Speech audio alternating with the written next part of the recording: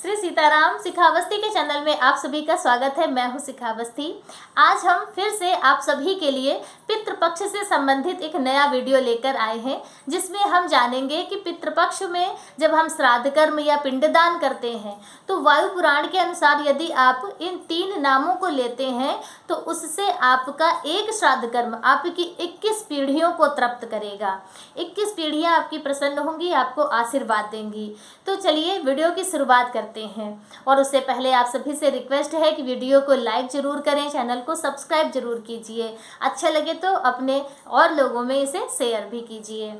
देखिए, अपने हिंदू सनातन धर्म में पितृपक्ष बहुत ही ज़्यादा महत्वपूर्ण है और पितृपक्ष में श्राद्ध कर्म करना उससे भी ज़्यादा महत्वपूर्ण माना जाता है।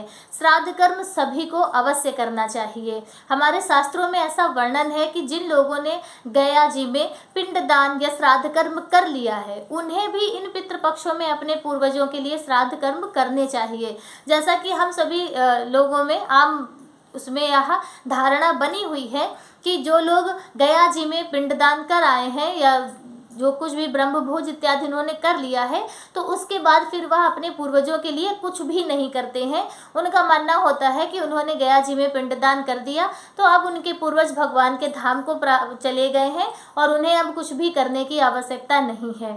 तो यह धारणा आपकी बिल्कुल भी गलत है। शास्त्रों में ऐसा वर्णन है कि जिन लोगों ने गया जी में पिंडदान कर दिया है उन्हें भी अपने पूर्वजों के निमित्त श्राद्ध कर्म पितृपक्ष में जरूर करना चाहिए।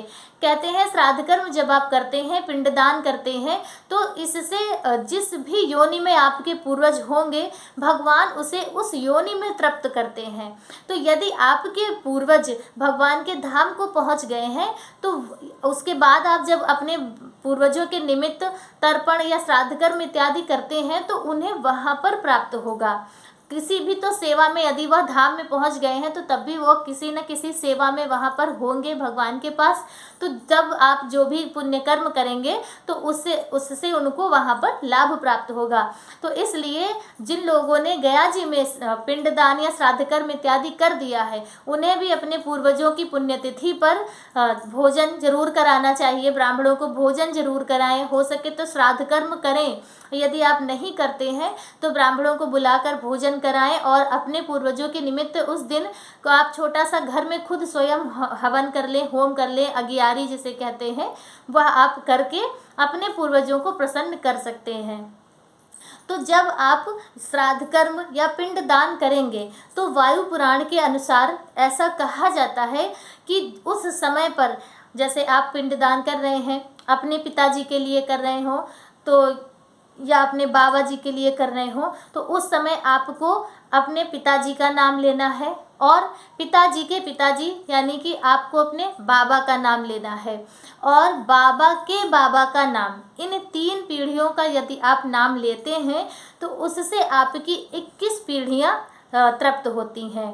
तो जैसे पिताजी तक तो ठीक है, पिताजी के बाबा का नाम ढूंढना या जानना थोड़ा सा मुश्किल है, लेकिन यदि आपके घर में जो भी बड़े बुजुर्ग हों तो उनसे आप पूछेंगे तो ज़रूर आपको पता हो जाएगा। तो प्रयास करके आप इन 3 नामों को जानें और जब श्राद्ध कर्म या पिंडदान जो भी आप पुण्य कर्म अपने पूर्वजों के लिए करें तो उस समय इन 3 नामों को लेकर करें कि हम इनके लिए यह कर्म कर रहे हैं। तो इन 3 नामों को लेकर यदि आप वह कर्म करते हैं तो उससे आपकी 21 पीढ़ियां तृप्त होंगी। तो यह आप अब आगे जितने दिन बचे हैं उन दिनों में ज़रूर करें और अपने पूर्वजों को प्रसन्न करें।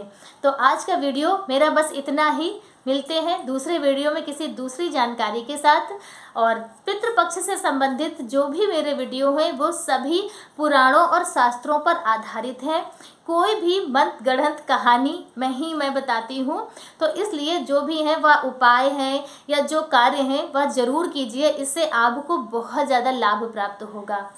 मिलते हैं दूसरे वीडियो में किसी दूसरी जानकारी के साथ। श्री सीताराम।